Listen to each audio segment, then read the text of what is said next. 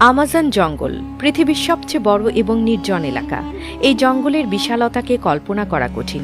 যদি আপনাকে ঠিক মাঝখানে ফেলে দেয়া হয়, তাহলে এখান থেকে বের হতে আপনার প্রায় 472 দিন সময় লাগবে। এই সময়ের মধ্যে আপনার দেখা হবে এমন সব প্রাণীর সাথে যারা প্রত্যেকটি নিজের মতো করে ভয়ঙ্কর।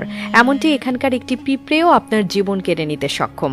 আমাজন জঙ্গল প্রায় 55 লাখ বর্গ কিলোমিটার এলাকা জুড়ে বিস্তৃত। এখানে বাংলাদেশের মতো 37টি দেশ বা ভারতের মতো 2টি দেশ সহজেই জায়গা পেতে পারে।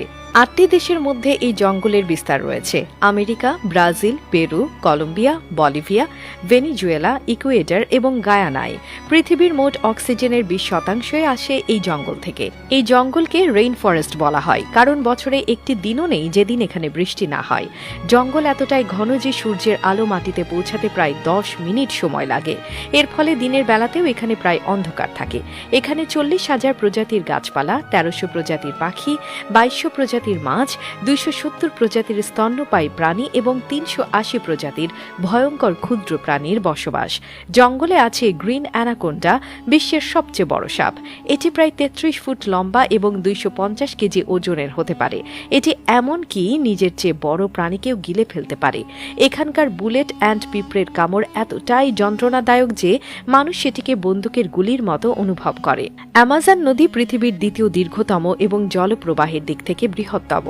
এই নদীতে প্রতি সেকেন্ডে 2,19,000 ঘনমিটার জল প্রবাহিত হয়। এতে বাস করে প্রচুর কুমির, ইলেকট্রিক ইল এবং বিরল গোলাপি ডলফিন। ইলেকট্রিক ইলের শক প্রায় 860 ভোল্ট পর্যন্ত হতে পারে, যা মানুষকে সহজেই হত্যা করতে পারে। জঙ্গলে একটি ফুটন্ত নদীও রয়েছে, যার পানির তাপমাত্রা 90 থেকে 100 ডিগ্রি সেলসিয়াস পর্যন্ত। নদীটি পেরুতে অবস্থিত এবং বিজ্ঞানীরা এখন এর কারণ খুঁজে পাননি। এছাড়া জঙ্গলে বাস করে 600-এরও বেশি আদিবাসী জনগোষ্ঠী, যাদের অনেকেই সভ্য জগতের সাথে পরিচিত নয়। অ্যামাজন শুধু একটি জঙ্গল নয়, এটি এক অপার রহস্য।